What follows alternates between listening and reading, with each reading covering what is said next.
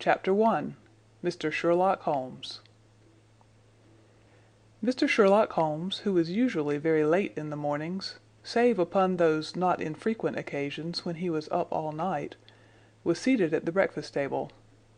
I stood upon the hearth-rug, and picked up the stick which our visitor had left behind him the night before. It was a fine thick piece of wood, bulbous-headed, of the sort which is known as a Penang lawyer. Just under the head was a broad silver band nearly an inch across. To James Mortimer, M.R.C.S., from his friends of the C.C.H., was engraved upon it, with the date 1884. It was just such a stick as the old-fashioned family practitioner used to carry, dignified, solid, and reassuring. "Well, Watson, what do you make of it?" Holmes was sitting with his back to me, and I had given him no sign of my occupation. "How did you know what I was doing? I believe you have eyes in the back of your head." "I have at least a well-polished, silver-plated coffee-pot in front of me," said he. "But tell me, Watson, what do you make of our visitor's stick? Since we have been so unfortunate as to miss him and have no notion of his errand, this accidental souvenir becomes of importance. Let me hear you reconstruct the man by an examination of it." "I think," said I, following as far as I could the methods of my companion, "that Dr. Mortimer is a successful, elderly medical man, well esteemed, since those who know him give him this mark of their appreciation." "Good!" said Holmes. "Excellent!" "I think also that the probability is in favor of his being a country practitioner who does a great deal of his visiting on foot." "Why so?" "Because this stick, though originally a very handsome one, has been so knocked about that I can hardly imagine a town practitioner carrying it. The thick iron ferrule is worn down, so it is evident that he has done a great amount of walking with it." "Perfectly sound," said Holmes. "And then again there is the Friends of the C.C.H. I should guess that to be the something hunt, the local hunt to whose members he has possibly given some surgical assistance, and which has made him a small presentation in return." "Really, Watson, you excel yourself," said Holmes, pushing back his chair and lighting a cigarette. "I am bound to say that in all the accounts which you have been so good as to give of my own small achievements, you have habitually underrated your own abilities. It may be that you are not yourself luminous, but you are a conductor of light. Some people, without possessing genius, have a remarkable power of stimulating it. I confess, my dear fellow, that I am very much in your debt." He had never said as much before, and I must admit that his words gave me keen pleasure, for I had often been piqued by his indifference to my admiration, and to the attempts which I had made to give publicity to his methods. I was proud, too, to think that I had so far mastered his system as to apply it in a way which earned his approval. He now took the stick from my hands and examined it for a few minutes with his naked eyes. Then, with an expression of interest, he laid down his cigarette and, carrying the cane to the window, he looked over it again with a convex lens. "Interesting, though elementary," said he as he returned to his favorite corner of the settee. "There are certainly one or two indications upon the stick. It gives us the basis for several deductions." "Has anything escaped me?" I asked with some self-importance. "I trust that there is nothing of consequence which I have overlooked?" "I am afraid, my dear Watson, that most of your conclusions were erroneous.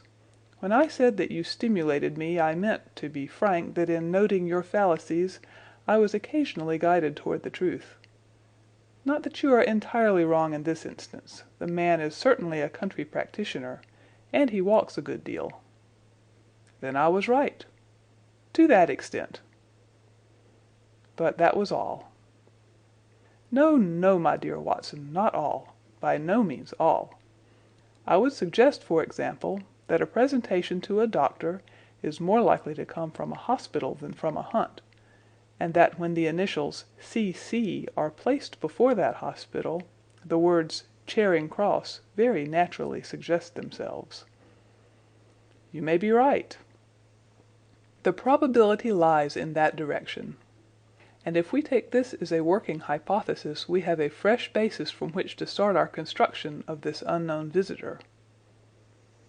Well then, supposing that CCH does stand for Charing Cross Hospital, what further inferences may we draw? Do none suggest themselves? You know my methods. Apply them. I can only think of the obvious conclusion that the man has practiced in town before going to the country. I think that we might venture a little farther than this. Look at it in this light.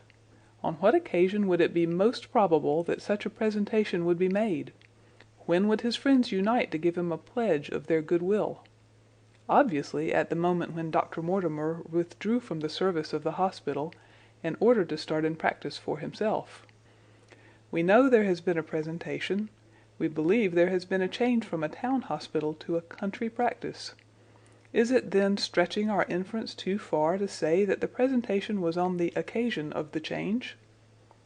It certainly seems probable. Now, you will observe that he could not have been on the staff of the hospital, since only a man well established in a London practice could hold such a position, and such a one would not drift into the country. What was he then?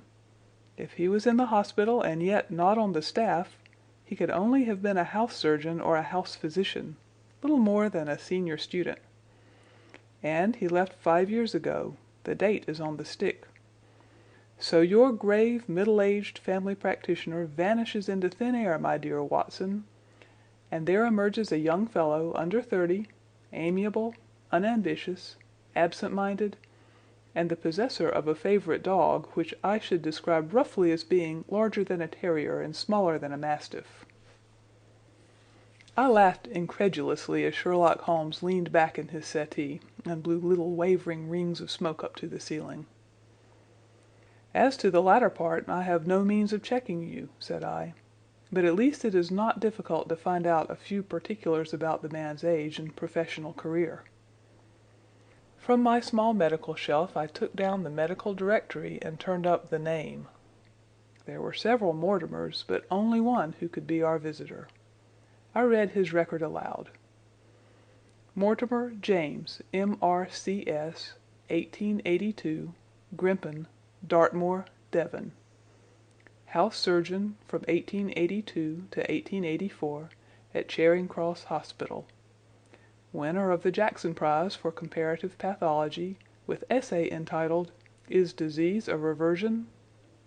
Corresponding member of the Swedish Pathological Society. Author of Some Freaks of Atavism, Lancet, 1882. Do We Progress? Journal of Psychology, March 1883. Medical Officer for the parishes of Grimpen, Thorsley, and High Barrow. No mention of that local hunt, Watson, said Holmes with a mischievous smile, but a country doctor, as you very astutely observed. I think that I am fairly justified in my inferences. As to the adjectives, I said, if I remember right, amiable, unambitious, and absent-minded.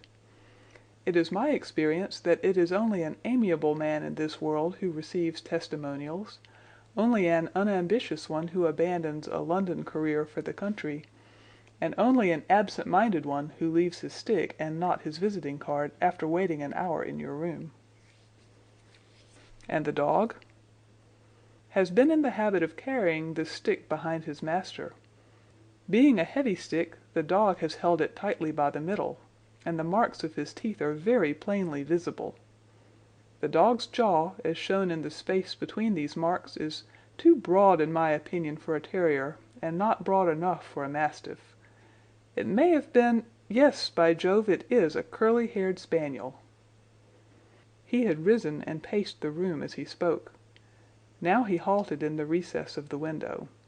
There was such a ring of conviction in his voice that I glanced up in surprise. "My dear fellow, how can you possibly be so sure of that?" For the very simple reason that I see the dog himself on our very doorstep, and there is the ring of its owner. Don't move, I beg you, Watson. He's a professional brother of yours, and your presence may be of assistance to me. Now is the dramatic moment of fate, Watson, when you hear a step upon the stair which is walking into your life, and you know not whether for good or ill. What does Dr. James Mortimer, the man of science, ask of Sherlock Holmes, the specialist in crime? Come in. The appearance of our visitor was a surprise to me, since I had expected a typical country practitioner. He was a very tall, thin man, with a long nose like a beak, which jutted out between two keen gray eyes set closely together and sparkling brightly from behind a pair of gold-rimmed glasses. He was clad in a professional but rather slovenly fashion, for his frock coat was dingy and his trousers frayed. Though young, his long back was already bowed, and he walked with a forward thrust of his head and a general air of peering benevolence. As he entered, his eyes fell upon the stick in Holmes's hand, and he ran towards it with an exclamation of joy. "I am so very glad," said he. "I was not sure whether I had left it here or in the shipping office. I would not lose that stick for the world." "A presentation, I see," said Holmes. "Yes, sir." "From Charing Cross Hospital?" "From one or two friends there on the occasion of my marriage." "Dear, dear, that's bad," said Holmes, shaking his head. Dr. Mortimer blinked through his glasses in mild astonishment. "Why was it bad?" "Only that you have disarranged our little deductions. Your marriage, you say?" "Yes, sir. I married, and so left the hospital, and with it all hopes of a consulting practice. It was necessary to make a home of my own." "Come, come, we are not so far wrong after all," said Holmes. "And now, Dr. James Mortimer—" "Mr. Sir, Mr. a humble M.R.C.S." "And a man of precise mind, evidently." "A dabbler in science, Mr. Holmes, a picker-up of shells on the shores of the great unknown ocean.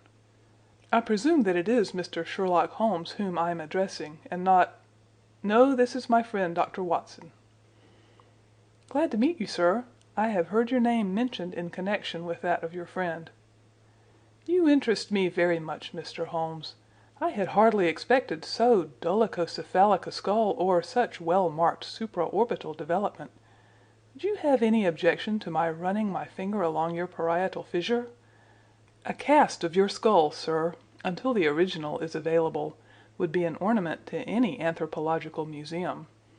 It is not my intention to be fulsome, but I confess that I covet your skull." Sherlock Holmes waved our strange visitor into a chair. "You are an enthusiast in your line of thought, I perceive, sir, as I am in mine," said he. "I observe from your forefinger that you make your own cigarettes. Have no hesitation in lighting one." The man drew out paper and tobacco and twirled the one up in the other with surprising dexterity. He had long, quivering fingers as agile and restless as the antennae of an insect. Holmes was silent, but his little darting glances showed me the interest which he took in our curious companion. "I presume, sir," said he at last, "that it was not merely for the purpose of examining my skull that you have done me the honor to call here last night and again today?" "No, sir, no, though I am happy to have had the opportunity of doing that as well. I came to you, Mr. Holmes, because I recognize that I am myself an unpractical man, and because I am suddenly confronted with a most serious and extraordinary problem. Recognizing as I do that you are the second highest expert in Europe—" "Indeed, sir, may I inquire who has the honor to be the first?" asked Holmes with some asperity. To the man of precisely scientific mind the work of Monsieur Bertillon must always appeal strongly. "Then had you not better consult him?" "I said, sir, to the precisely scientific mind. But as a practical man of affairs it is acknowledged that you stand alone. I trust, sir, that I have not inadvertently—" "Just a little," said Holmes. "I think, Dr. Mortimer, you would do wisely if without more ado you would kindly tell me plainly what the exact nature of the problem is in which you demand my assistance. End of Chapter 1.